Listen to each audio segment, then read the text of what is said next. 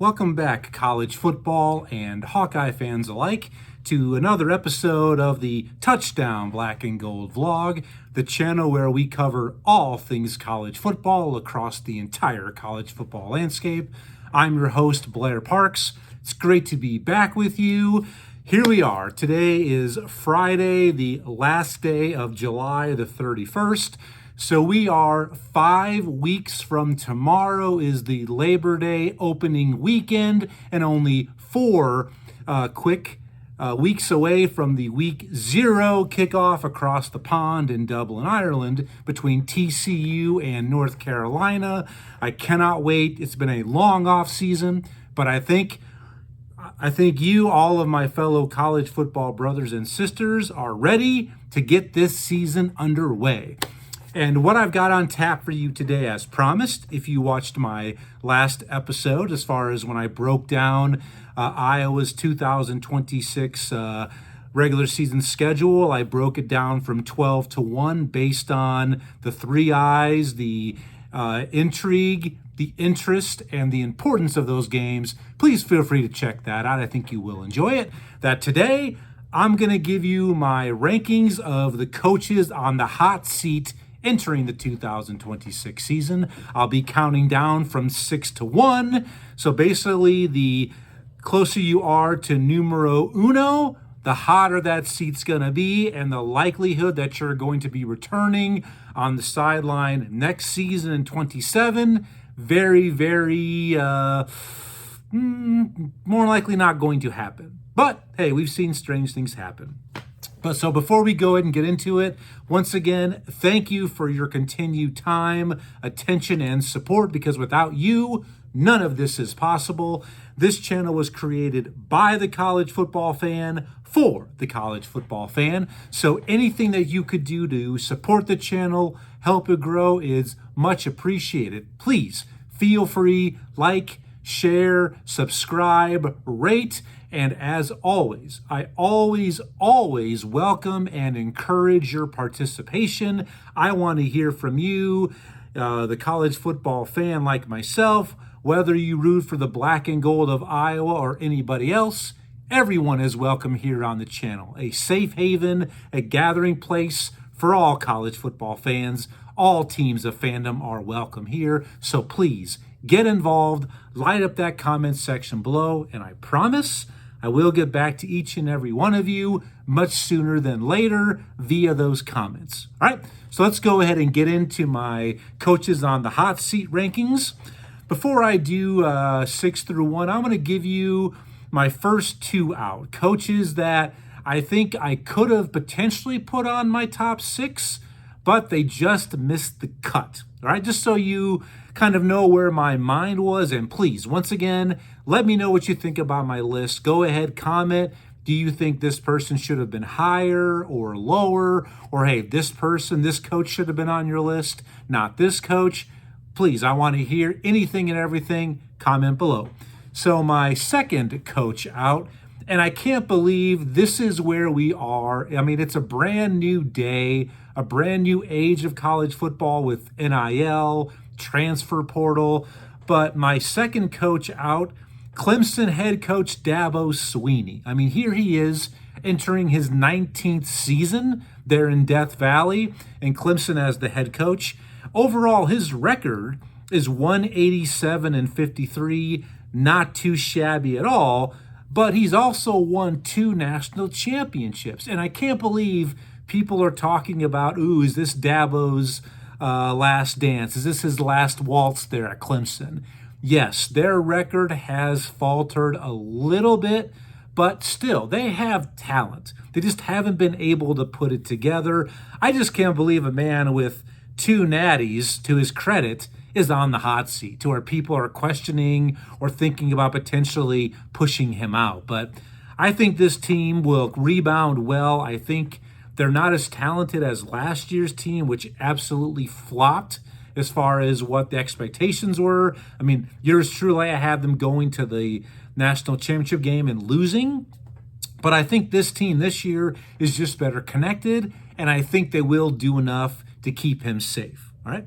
So my first coach who missed the cut, I got to go with Michigan State head coach Jeff Libby. He's entering his third season as head coach down there in Starkville. His record overall is 7-18. Ouch. But even more ouch is he's only recorded one. That's right, one SEC conference victory. That was last year against lonely Arkansas. A part of me really wanted to put him on my official list of the top 6, but I think it seems to me that Jeff Lebby is well liked and respected down there in Starkville, and I think they will give him at least one more season. I think this team might maybe push to get to that 6-win barrier, to get to the postseason. Not quite sure, but I think he's going to have at least one more year left.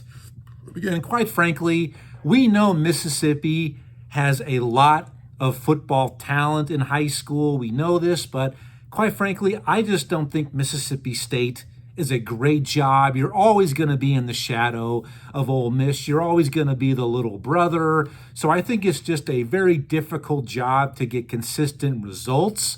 So I think he does have a little bit more time, but I could be wrong. So those are my first 2 coaches who missed the cut: Dabo Swinney, Jeff Lebby. Please let me know what you think about those guys. Comment below. Can't wait to hear from you. So let's go ahead and get to the official list, number 6 through 1, as far as my coaches on the hottest of all hot seats. All right, number 6. This one I really struggled with. Where should I put him on this list? But another thing I'm taking into account is, how do I project this season is going to play out? And I think his squad is going to have a good season. There's not going to be a lot of drop-off. But at number 6, I got to roll with the first of 2 USCs on this list. I got to roll with Southern Cal coach Lincoln Riley, the quarterback whisperer. Lincoln Riley is entering his 5th season as the head man there of the Trojans. Overall record is 35-18 at USC. And the thing is, he started off with a bang. His first season out there, he went 11-3, which included reaching the Pac-12 title game. That was the last season that I think the next season the Pac-12 dissolved. So now he is officially in the Big Ten. But since he since playing in the Big Ten Conference, it hasn't been very kind to Lincoln Riley, with his teams going 8-5, 7-6, and 9-4. Now, this year's team brings back a lot. You've got Nico Lama, their stud quarterback comes back. I think Jordan Mailata, I think he's an absolute stud. He does lose some of his receivers, but they bring back a lot on both sides of the lines of scrimmage. I think this team, and a lot of people are picking them as a potential college football playoff sleeper team or a surprise team. I'm not going to show you my cards quite yet. You're going to have to tune into that episode here in a couple weeks when I give you my official college football playoff field. But I think this team is going to have a good year. And to Lincoln Riley's credit, he knows that the pressure is on him this year to stand and deliver. He is absolutely embracing those expectations. He is not ducking, dodging, and hiding from them. He is living up to it. All right, even though their schedule this season is daunting. I mean, listen to who they've got. They've got games at Indiana, at Penn State, and home games against Washington, Oregon, and Ohio State. I mean, that is as tough a schedule as you're going to see in college football. But I don't think it's going to be college football playoff or bust for this team. I think some folks are making it out to be this for USC and Coach Lincoln Riley. But I don't think there's going to be a drop-off. I think I could see this team going 9-3 again this year in the regular season, maybe 10-2. I do believe they will knock off one of those heavyweights on that schedule that I just mentioned. But I think he will be back next season on the sideline for USC. I think they will do enough, and I think he will be rewarded and given a little bit more time. But this one is difficult. Let me know what you think about Lincoln Riley being number 6. So his seat is maybe just on a, not hot, it's not burning, not on fire, but definitely getting a little bit warm for Coach Riley there at USC. So now let's move on to number 5, the second USC coach I've got on this list. At number 5, I've got South Carolina coach Shane Beamer. He's entering his 6th season there at Columbia, South Carolina. Overall record in Columbia is 33-30. Season records under his watch, I mean, it's been back and forth, but overall, as the head coach, it's been a little bit disappointing. He's gone 7-6, 8-5, 5-7, 9-4. It looked like at that season that they had turned the corner with their very young, talented quarterback, Lenora Sellers, who returns this season. But last year they went an abysmal 4-8. I mean, ouch. I mean, there were a lot of expectations last season for the Gamecocks of South Carolina, and they just could not deliver. There is no talent. That in South Carolina, there is also a lot of football talent, but it seems like it just hasn't really paid off consistently for this program. And speaking of talent, I already mentioned who's coming back. They've got quarterback Lenora Sellers, but also stellar stud defensive end Dylan Stewart coming back. This guy is an absolute game changer. They do have a tough schedule.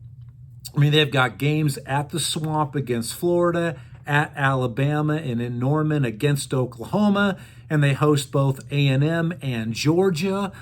That's a tough get. And they also play Clemson in the non-conference. I don't recall right now if that game's at home or on the road. I don't really know, but they also have Clemson, a very solid team as well. I think that Shane Beamer at the end of this season is going to be shown the door.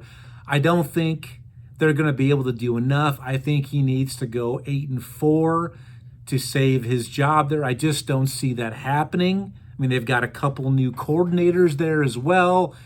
So this man is feeling the pressure. I mean, his seat is starting to boil a little bit, and I got a bad feeling for Shane Beamer. But then again, kind of like Mississippi State, I don't really know how good of a job this is and what the expectations are.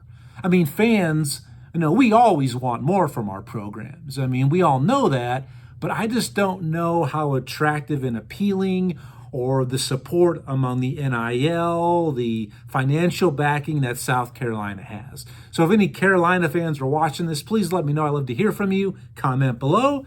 And let's go ahead and move on. Number 4 on my coach's hot seat rankings, I've got prime time himself, Colorado head coach Deion Sanders, entering his 4th season there in Boulder as the head man of the Buffaloes. His overall record, 16-21. Now, before I get to the bad, let's talk about the good. I mean, what Deion Sanders has done for the program, he has absolutely rejuvenated the Buffaloes program with all the hype, the dollars, the attention, and also the university, the community of Boulder itself. I mean, he has done kind of what we expected him to do. He has made them relevant again, at least in the news, but not necessarily on the football field, which is, hey, why first and foremost, and secondly, why coaches are hired. Now, has he produced some NFL talent? Absolutely. His son Shadur might find himself the opening day starter for the Cleveland Browns. And also Travis Hunter, absolute stud in the NFL. But if you recall a couple seasons ago, he was the Heisman Trophy winner. So he has produced talent and developed that talent, but it just has not shown in the overall records of Deion. And I just don't know how much longer they're going to be able to be patient with him at Boulder. But for me, I think the heads at Colorado would never pull the trigger. I think that Deion is one of those untouchables to where I think at the end of this season, he's going to walk away. I mean, I don't even think their schedule is that daunting. But when you just hear the records, hear the seasons under his watch, 4-8, 9-4 with Travis Hunter, and last year 3-9. I just think at the end of this season, regardless of how it goes, they're not going to get to the postseason again. I think he's going to pack it up and walk away under his own account, because I just don't see them having the you-know-what to fire him. I just don't. And plus, we all know his documented health issues. I just think overall the Deion Sanders project and experiment has been a failure there in Colorado. But it was fun while it lasted. I mean, he did do, as I said, many beneficial things for the Buffaloes and their program. But at the end of the season, I think he's going to walk away. So, yeah, let me know what you think about that. I know a lot of you out there, it seems like when it comes down to Coach Sanders, either you're for him or against him. There is no real in between. Let me know what you think about that. Deion being number 4 on my list and me expecting him not to return next season. Let's move on in the countdown to number 3. Wow.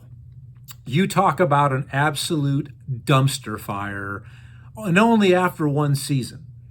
This man is entering his second season, but wow, I think there's little to no chance he's going to be returning next season. I'm talking about number 3, North Carolina's head coach, the legend himself, Bill Belichick. All of those rings, those Super Bowl titles from the Patriots. You know, he took his talents to Chapel Hill last season. And what do we end up seeing? A 4-8 overall record. His time there in Chapel Hill, we've seen scandals. We've had issues with players, the media, his boss, a.k.a. his very young girlfriend. And this is it. I think Bill Belichick, unfortunately for North Carolina, they've kind of boxed themselves in, because this man is so stubborn and has so much self-pride that they're going to have to fire him. And it is not going to work out. I mean, the schedule this year, it doesn't do him any favors. Already mentioned they have the week 0 kickoff game against TCU in Ireland, but they also play games at Clemson, at Pitt, and then they host Notre Dame, Miami, and Louisville. I don't see them surviving. Maybe reaching 4 wins again, maybe 5, but this is it. Bill Belichick, I don't think he will walk away. I don't think they'll have the guts to fire him during the season, but he will not be at Chapel Hill come next year in 27. So some coaches there who are looking to relocate, right, or some guys who have been out of the job, out of the game for a couple of years, get those resumes updated. Go ahead, you might as well just submit them right now. All right. So number 3, I got Bill Belichick. Let me know what you think about Coach Belichick there, if you agree or disagree with him being number 3 on my list, and he will not be returning. Number 2. So here we are. We're getting near the coveted number 1, but this list, you really don't want to be number 1 or even number 2, or really not even on this list at all. But the show and the list must go on, as Freddie Mercury once said.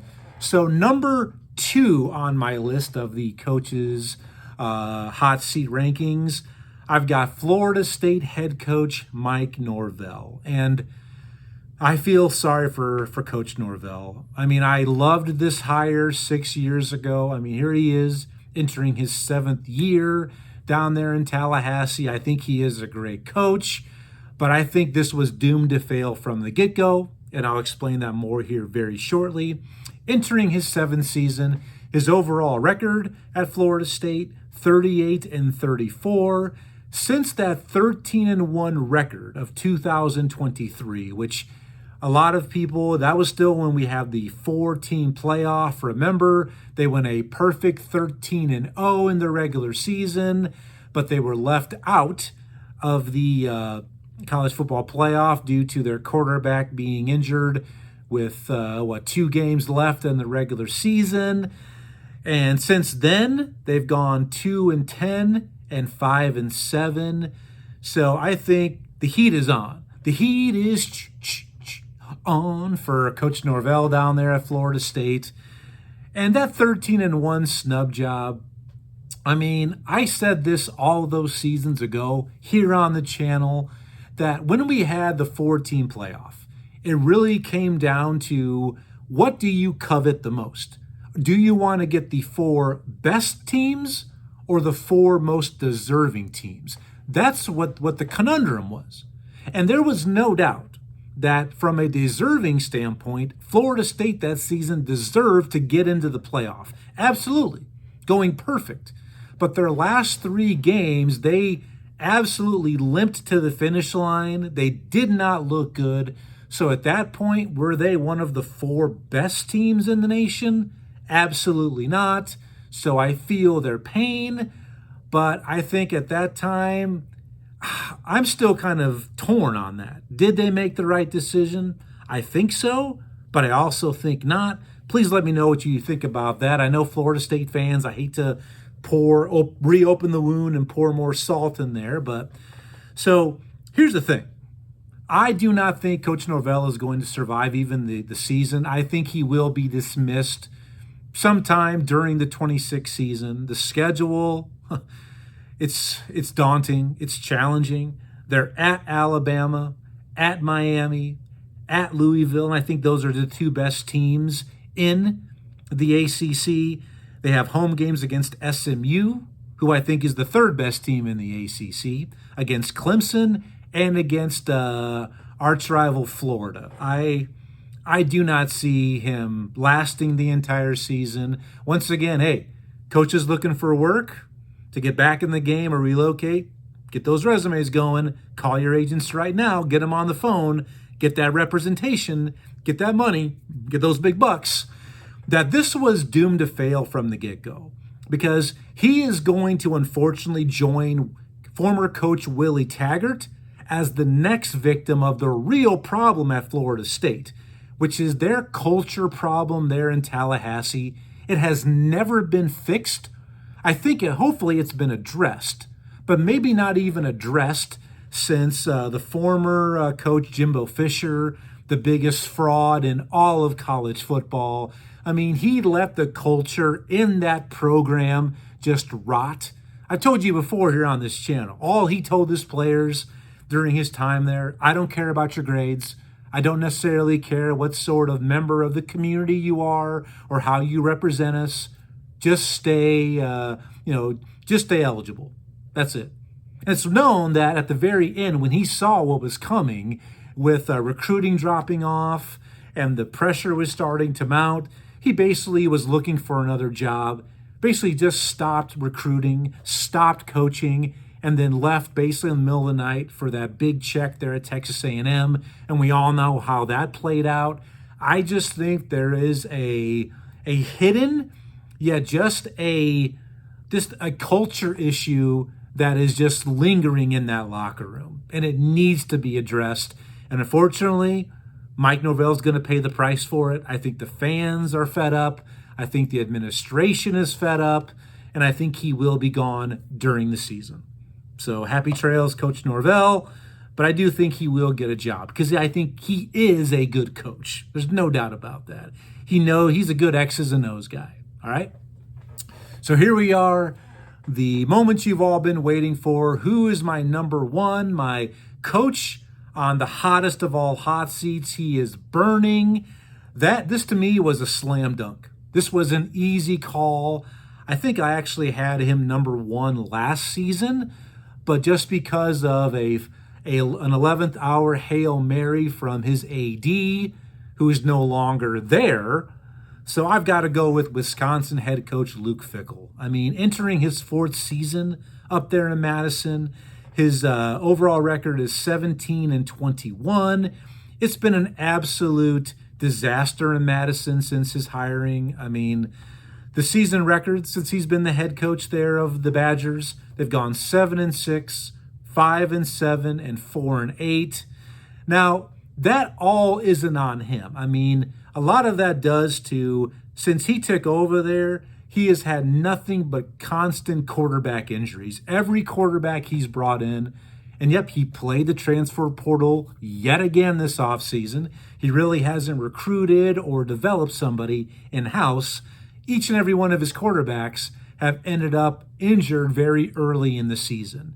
So that does make it difficult. We all know that, being the most important position of any team sport, I think, period, that you need to have your quarterback healthy. You got to have that experience. You got to have that leader on the field, but also trying to reinvent the wheel. When he was hired in Madison at Wisconsin, he promised to bring in kind of an air raid offense to just get rid of everything that was working well for Wisconsin, going back to the Barry Alvarez days of just ground and pound. We're going to just bludgeon you at the lines of scrimmage, run that ball down your throat. We're going to have an aggressive, tough defense, solid on special teams. But he wanted to basically pull a 180, change their culture, change who they were, their identity, and it's never gained any traction whatsoever. I mean, and now I just mentioned his AD, who did give him a reprieve, who gave him a little vote of confidence last season at the end of the year. He's now gone.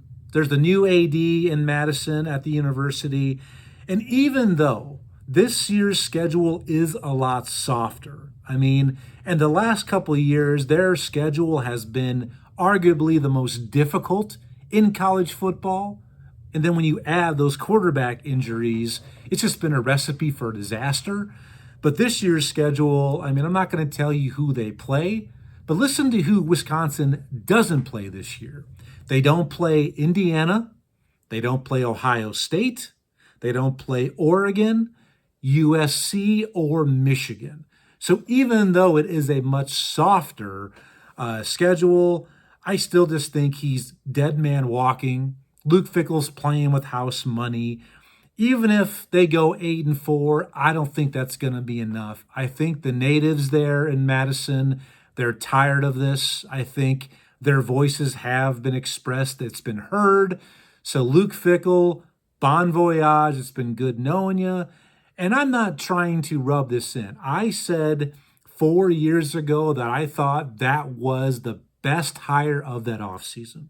Even within our conference that Iowa plays in the Big Ten, Nebraska hired Matt Rule. I thought that was an okay hire, but I thought Luke Fickell was going to take this program to new heights, especially with the success he had at Cincinnati, shattering the glass ceiling, getting a group of 6 team into the 4-team college football playoff field, but it just hasn't come to pass. So unfortunately, I've got Luke Fickell, number 1. He is my coach on the hottest of all hot seats. So my top 6, just to summarize once again, at number 6, Lincoln Riley. Number 5, Shane Beamer. Number 4, Deion Primetime Sanders. Number 3, Bill Belichick. Number 2, Mike Norvell. And the aforementioned Luke Fickell at number 1. So that's it. Thank you all for your time and attention. Please let me know what you think about my list. Comment, like, share, rate, tell, and please, whatever you can do, it is highly, highly appreciated. Thank you for everything. Please tell your fellow college football fans to check me out here in the Touchdown Black and Gold vlog. Spread the word among your families, your friends, your coworkers, because seriously, this is an absolute pleasure for me to be with you each and every week, sharing my love for all things college football with you, my fellow college football brothers and sisters. So that's it. Enjoy the rest of your weekend. I will be back next week. My episode next week will be who I believe is this year's biggest and most overrated, overhyped, and overvalued team of 2026. Last year, I did tell you it was going to be Texas and Arch Manning. I did say they would go 9-3 with losses at Florida, at Georgia, and at Ohio State. And guess what? That's exactly the 3 losses they had. And I said Arch Manning would not even be a Heisman Trophy finalist. Texas wouldn't even make the SEC title game because they came in ranked number 1 or 2, and Texas fans gave me so much blowback and disrespect, but I was right. So tune in next week for you to see who I believe is this year's most overranked, overhyped, and overvalued team. So until then, enjoy the rest of your workday, the weekend, be safe, live long and prosper, as Spock would say, and I'll see you soon on the Touchdown Black and Go vlog. And as always, go Hawks. See ya.